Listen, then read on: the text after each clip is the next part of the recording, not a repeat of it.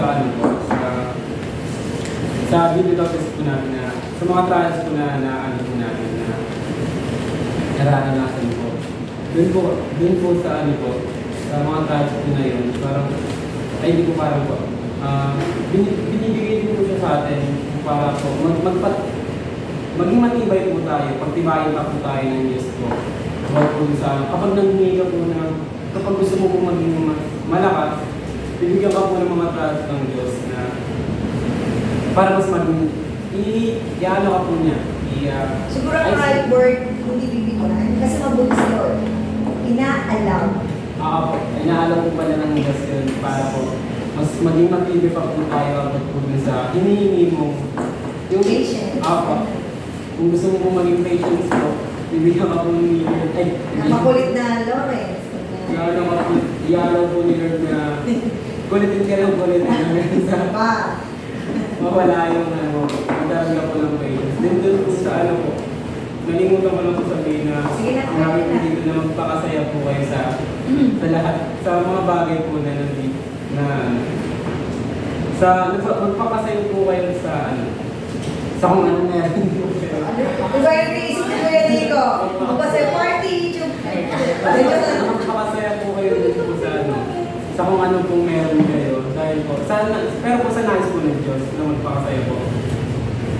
Then dapat po, kasi po may pagkakataon po tayo, may mga opportunity po sa atin, na dapat po, na naiyahan rin po natin yun, na-share po natin sa iba, yung biyaya po na binigay sa atin ng Diyos, is maging biyaya rin po tayo sa iba.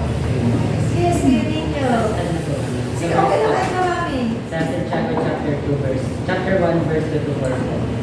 Yung sabi po doon na, mga kapatid, maganda kayo tuwing dumaranas kayo ng mga pagsubok.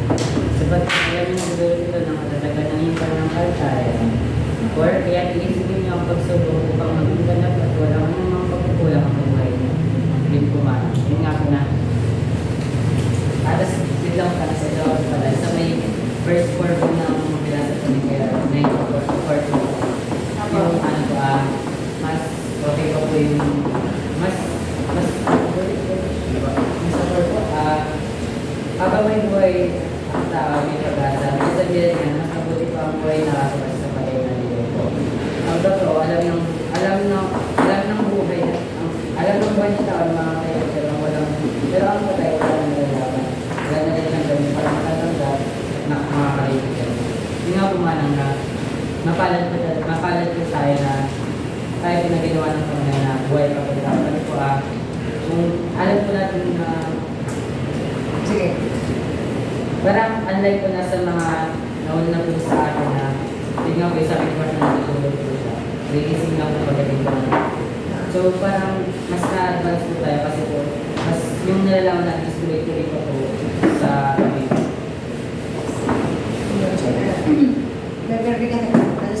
Yes, yung tatlo. May sasabihin mo na pulot, yung tatlo ang 10 ha. Napulot mo sa bako. Yes. So, kayo, maging grateful po talaga. Sabi mo kayo, dahil salamat to, sabi mo, salamat to. Grateful na, grateful. Grateful. Sige, go ahead. Maging grateful po tayo sa binibigay ni Lord. Hindi po yung binigyan ka lang po ng blessing, ano po, parang galing ka pa po. Mas maganda po kapag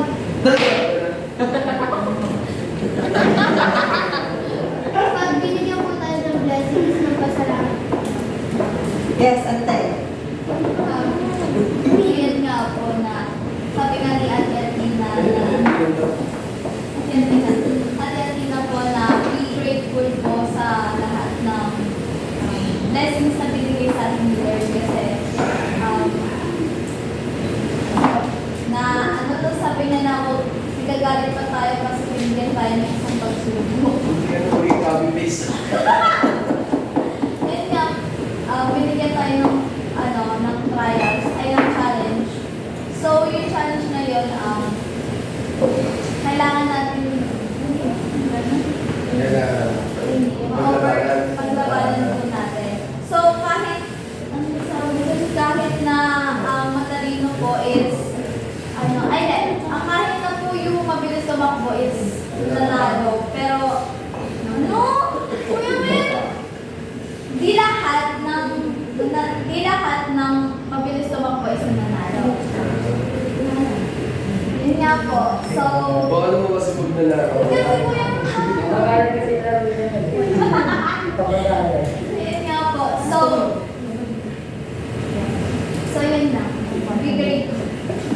Yes, Lawrence. Ano po, sa lahat po ng pagsubok po na naranas po natin. Ano po, ibigay lang po natin sa kanya kasi siya po yung kasama pala sa mga pagsubok. Tingin. Tingin. Yun lang. Okay. Gusto sabihin pa? Gusto sabihin natin kami. Ano ba yung minsan? Ano yung minsan? Sige, ako na lang. Doon sa last two verses, ibigay natin sa Panginoon God's will ang mangyari. Tama? 11 and 12. Yung sabi niya is yung nahuli, nananalo. So kung bakit nangyayari yun, it's because hindi siya yun.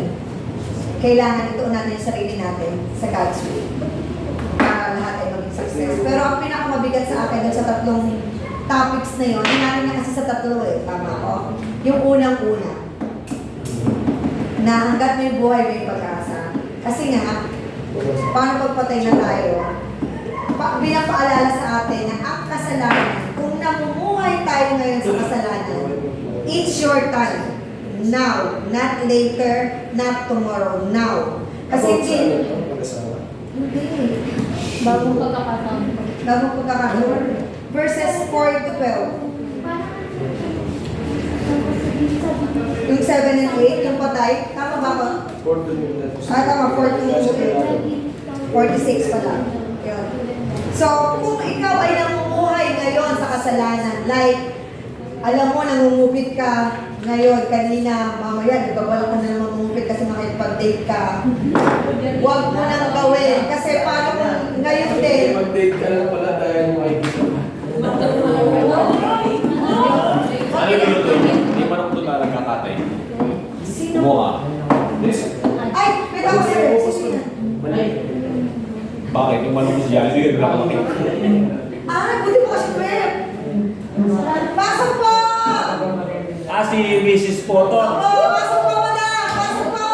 Pasok dito po, malamig! Nagkalat ah. Pasok Nagkalat. kayo! Ano po yung bababa nyo dito tatlo? Yun sa kanila. Xerox, may Xerox. Copy ka. Okay na. Takot. Mamalit sila! O, pasok po kayo! Parang nakita ko na po kayo. Paano sila may date? Oo nga. Ang bilis Parang na nakita ko ito mga Mr. and Mrs. Poton. Sabihin kami. Oo, tagal. Ah, dito po kayo! Dito po kayo! Meeting. Si Pastor. Si Ayla, sino ang mukha? Yung tatay. Si Ayla, Yung nanay. yung apo, Si nanay. ang lakas ng dugo ng dito ng nanay. Dari Ariola? Ha? Ariola? May hinadugo ng Poton?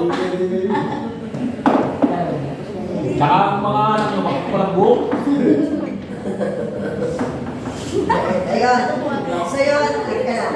Bago tayo mag-close, paalala sa atin, kung namumuhay tayo sa kasalanan ngayon, not tomorrow or later, ano dapat natin gawin? Repent. Pag sinabing repent, stop, huwag nang ulitin.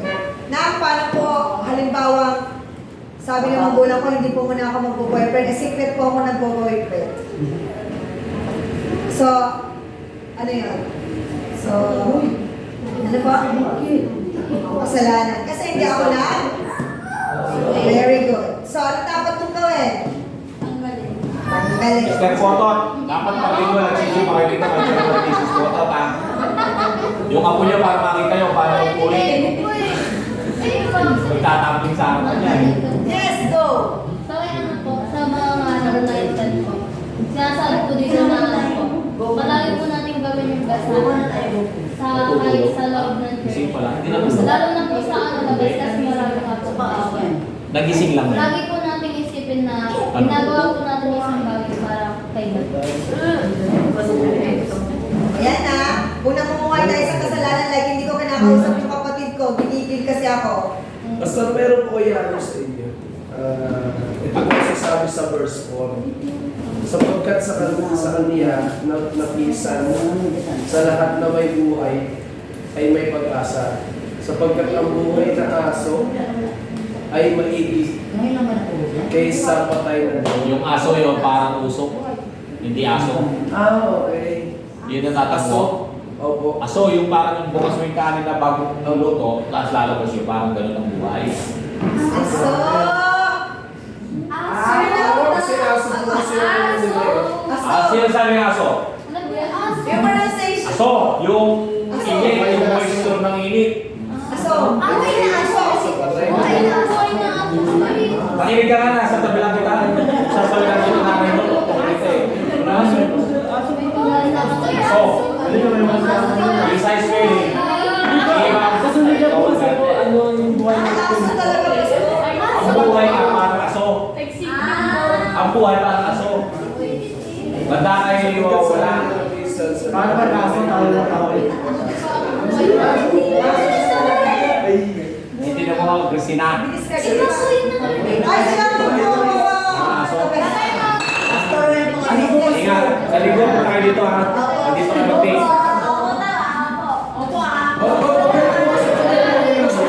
Sabi sa'yo ha. Aso siya. Sa English. Tapos lang ano, living dog. Aso po talaga. Oh. Parang buhay na leon, sabi nga. Ay mali yan.